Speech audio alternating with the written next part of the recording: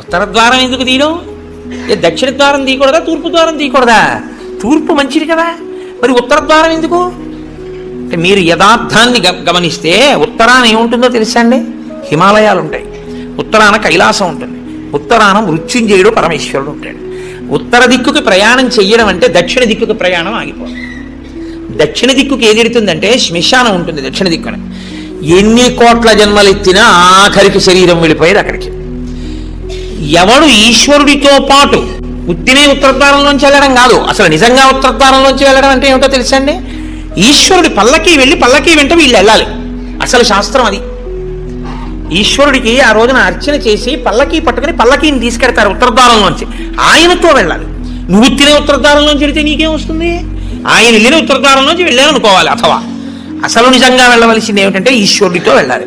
కనీసంలో కనీసం నీ బాధ్యత ఏమిటి? ఉత్తరద్వారంలోంచి నువ్వు వెళ్ళాలనుకుంటే